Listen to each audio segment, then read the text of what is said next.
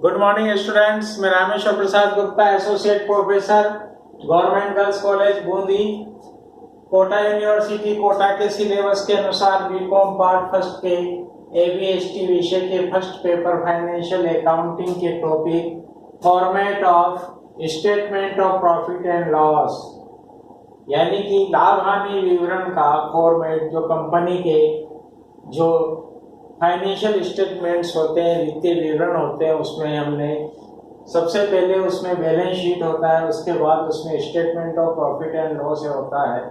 तो हमने पिछले वीडियो में देखा था बैलेंस शीट का, स्थिति विवरण का, चिट्ठे का प्रारूप। आज हम देखेंगे statement of profit and loss का प्रारूप, लाभ हानि विवरण का प्रारूप। तो ये लाभ हानि विवरण एक कंपनी के द्वारा किसी एक निश्चित लेखा अवधि के दौरान कमाए गए लाभ या हानि का विवरण हमें दर्शाता है। तो ये कंपनी अधिनियम 2013 नए कंपनी अधिनियम 2013 के अनुसूची 3 के भाग 2 के अनुसार जो प्रारूप है, उसी प्रारूप में हमें statement of profit and loss बनाना जरूरी होता है। तो उसका प्रारूप इस तरीके से है, यानी कि कोई भी कंपनी जब अपने एक लेखा अवधि का लाभ हानि विवरण बनाएगी तो इस प्रारूप में बनाएगी, कंपनी अधिनियम 2013 के अनुसूची 3 के भाग 2 के अनुसार दिए गए प्रारूप में।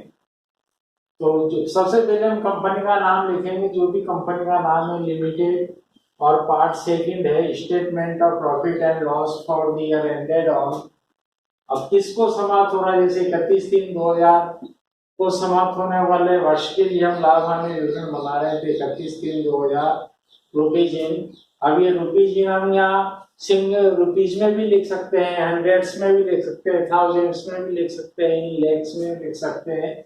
तो जो भी है वो हम यहाँ लिख देंगे और रुपीज में अमाउंट लिखेंगे। अब रुपीज इन थाउजेंड्स हो सकता है, रुपीज इन लैक्स हो सकता है।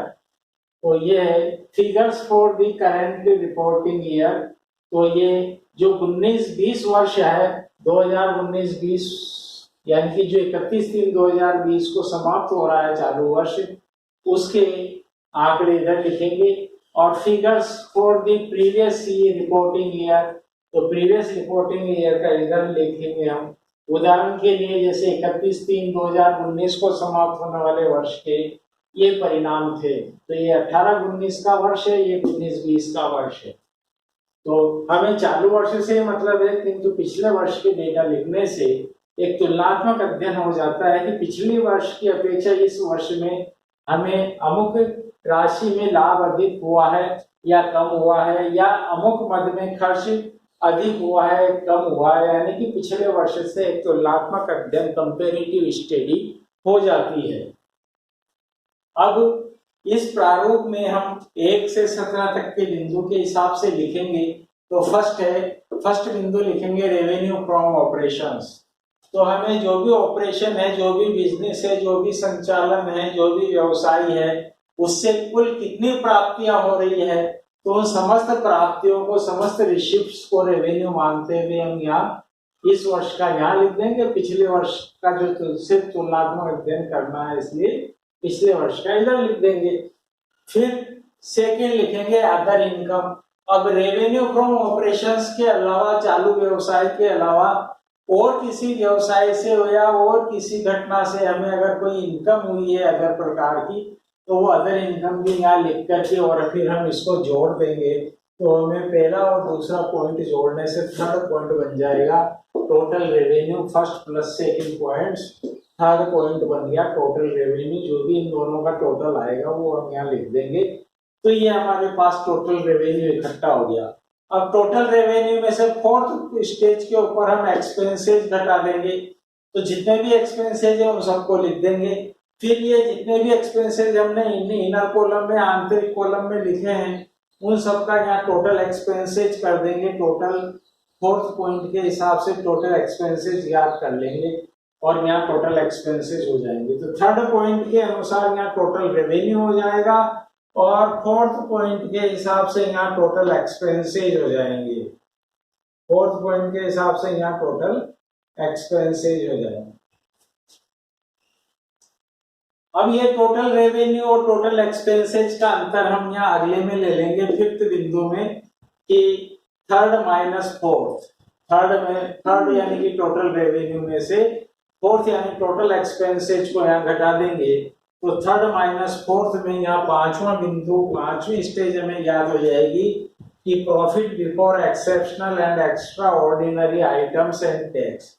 तो एक्सेप्शनल आइटम को घटाने से पूर्व, एक्स्ट्रा ऑर्डिनरी आइटम्स को घटाने से पूर्व और टैक्स को घटाने से पूर्व, यानी कि इन तीन चीजों को घटाने से पूर्व हमें लाभ ज्ञात हो गया कि हमारा लाभ इतना है, अर्थात total revenue minus total expenses, profit before exceptional, extraordinary and tax, इन तीनों के पहले हमारा लाभ इतना हुआ है। फिर इसमें स्टेप बाय स्टेप ये पहले एक्सेप्शनल आइटम घटेंगे, फिर एक्स्ट्रा ऑर्डिनरी आइटम घटेंगे, फिर टैक्स घटेगा, तो हमें फिर प्रॉफिट ज्ञात हो जाएगा। तो कहने का तात्पर्य यह है कि टोटल रेवेन्यू में से टोटल एक्सपेंसेस घटा के प्रॉफिट ज्ञात करेंगे, और प्रॉफिट जो आएगा पांचवें स्टेज के ऊपर वो exceptional items, extra ordinary items और टैक्स, इन तीनों चीजों को घटाने से पूर्व का होगा, जिसमें से क्रमशः हर एक वस्तु घटेगी। तो एक्सपेंसेज कौन कौन से होंगे कि जो भी एक्सपेंसेज हुए हैं, जैसे कॉस्ट ऑफ मटेरियल्स कंज्यूम, हमारे ऑपरेशन में या प्रोडक्शन में हमने जो भी मटेरियल यूज किए, कंज्यूम किए, उनकी लागत कितनी है, कॉस्ट ज्ञात करके, और फिर कॉस्ट ज्ञात करने के बाद यहाँ लिखेंगे। तो कॉस्ट ऑफ मटेरियल कैसे ज्ञात करेंगे, तो opening stock plus purchase minus closing stock से ज्ञात कर लेंगे।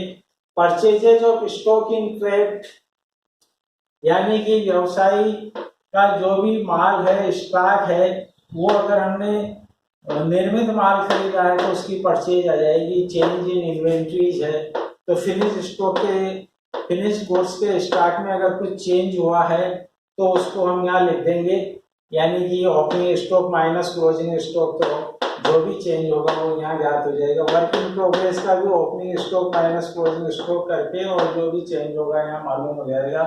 ऐसे ही व्यापार के स्टॉक का या व्यापार के माल का भी जो भी opening stock minus closing stock है वो यहाँ ज्ञात हो जाएगा।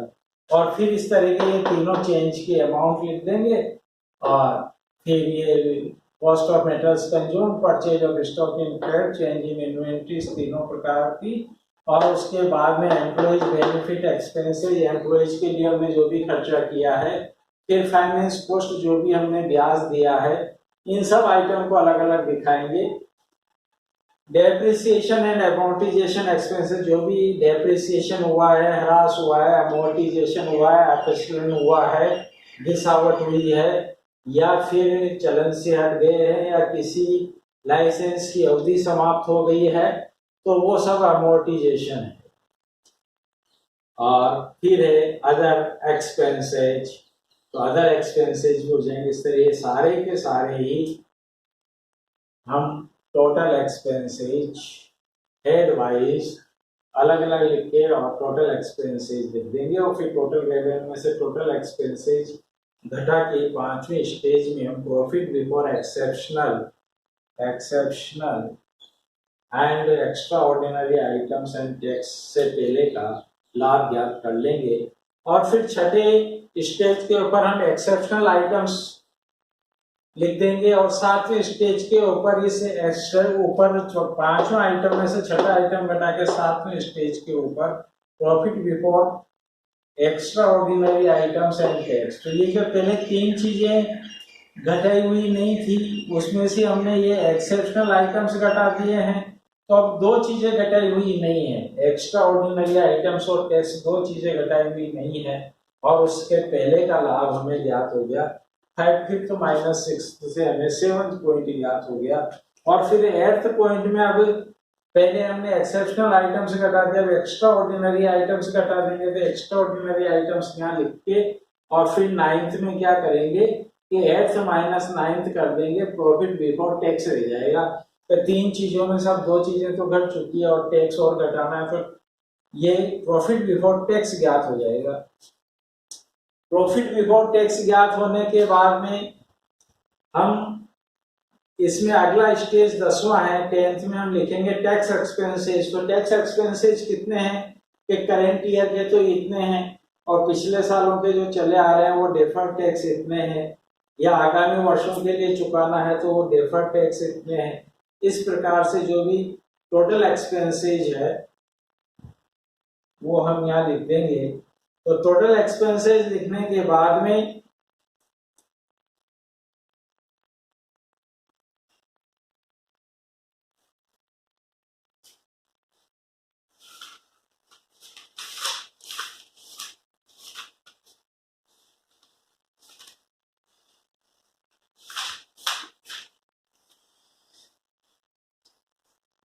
ये हो जाएगा total profit tax expense. Tax expenses है तो प्रॉफिट बिफोर टैक्स में ये टैक्स एक्सपेंसेज है। तो इसके बाद में हम जैसे प्रॉफिट बिफोर टैक्स में से ये टैक्स एक्सपेंसेज घटाएंगे, यानी कि 9th में से जैसे इस 10th आइटम को हम घटाएंगे 9th माइनस 10th, तो ये हमें 11th स्टेज ज्ञात हो जाएगी कि 9th माइनस 10 पॉइंट करने से 11th स्टेज ज्ञात हो जाएगी। प्रॉफिट और loss for the period from continuing operation. जो हमारा कंटिन्यूइंग ऑपरेशन है, चालू व्यवसाय है जिसको हमने चला रखा है, उस चालू व्यवसाय से हमें कितना प्रॉफिट या लॉस हुआ वो ज्ञात हो जाएगा। क्योंकि अब तक एक्सटर्नल आइटम भी घट चुके हैं, फिर एक्स्ट्रा ऑर्डिनरी आइटम्स भी घट चुके हैं और जितना भी टैक्स बनता है वो भी घट चुका है। तो इन तीनों चीजों के घटने के बाद प्रॉफिट या loss for the period from continuing operation का लाभ हमें ज्ञात हो गया। फिर अगली स्टेज में हम लिखेंगे प्रॉफिट और लॉस फ्रॉम डिसकंटिन्यूइंग ऑपरेशन की प्रॉफिट और लॉस डिसकंटिन्यूइंग ऑपरेशन के जो व्यवसाय हमने बंद कर दिए हैं, जो संचालन बंद हो गए हैं, उनसे हमें कितना लाभ या हानि हो रही है। और फिर अगली स्टेज में 13 स्टेज में हम लिखेंगे total tax expenses of discontinuing operation. Discontinuing operation का टैक्स एक्सपेंसेज कितना आएगा। तो जैसे ही हम इस 12वें पॉइंट में से 13वां पॉइंट घटाएंगे, 12 माइनस 13 करेंगे, तो हमें 14 स्टेज याद हो जाएगी कि प्रॉफिट या लॉस फ्रॉम डिसकंटिन्यूइंग ऑपरेशन में से जैसे उसका टैक्स एक्सपेंसेस घटाएंगे तो प्रॉफिट या लॉस हमें डिसकंटिन्यूइंग ऑपरेशन का आफ्टर टैक्स ज्ञात हो जाएगा। तो आफ्टर टैक्स प्रॉफिट या loss from discontinuing operation, tax चुकाने के बाद का आफ्टर टैक्स प्रॉफिट या लॉस ज्ञात हो जाएगा फ्रॉम डिसकंटिन्यूइंग ऑपरेशंस। तो 12 माइनस 13 करते हैं हमें 14 स्टेज ज्ञात हो जाएगी। और फिर 15th स्टेज पर हम लिखेंगे प्रॉफिट और लॉस फॉर द पीरियड। तो पूरे एक वर्ष का, पूरे एक लेखा अवधि का कितना प्रॉफिट या लॉस हुआ, प्रॉफिट और लॉस फॉर द पीरियड। तो जो ऊपर था ये 11th पॉइंट था कि प्रॉफिट या loss for the period from continuing operation, और इससे पहले वाले पॉइंट में था प्रॉफिट और loss from discontinuing operation after tax. इन दोनों को जोड़ देंगे तो कंटिन्यूइंग प्लस डिसकंटिन्यूइंग ऑपरेशन दोनों को जोड़ देंगे तो हमें पूरे एक लेखा अवधि का प्रॉफिट या लॉस ज्ञात हो जाएगा, पूरे लेखा वर्ष का ज्ञात हो जाएगा। प्रॉफिट और loss for the period 11th plus 14। तो 11th में हम 14th जोड़ देंगे तो हमें 15th स्टेज ज्ञात हो जाएगी कि इस लेखा अवधि में या लेखा वर्ष में, एक लेखा वर्ष में हमें कितना प्रॉफिट या लॉस हुआ। अब ये जो भी प्रॉफिट या लॉस फॉर दी पीरियड हुआ है और ये आफ्टर टैक्स है, तो प्रॉफिट आफ्टर टैक्स में हम नंबर ऑफ इक्विटी शेयर्स का भाग दे करके और अर्निंग पर इक्विटी शेयर ज्ञात कर लेंगे। अर्निंग पर इक्विटी शेयर ज्ञात कर लेंगे और अर्निंग पर इक्विटी शेयर की बेसिक और डाइल्यूटेड दो तरीके से ज्ञात कर लेंगे। तो अर्निंग पर शेयर से तुलनात्मक अध्ययन हो जाएगा और बिल्कुल आसान हो जाएगा कि पिछले वर्ष अर्निंग पर शेयर इतना था और इस वर्ष अर्निंग पर शेयर इतना है, तो वाकई में कंपनी ने प्रगति की है, कंपनी की लाभदायक स्थिति में प्रगति हुई है। तो ये आज हमने प्रारूप देखा है कंपनी अधिनियम 2013 की अनुसूची 3 के भाग 2 के अनुसार format of statement of profit and loss. Statement of profit and loss का प्रारूप धन्यवाद।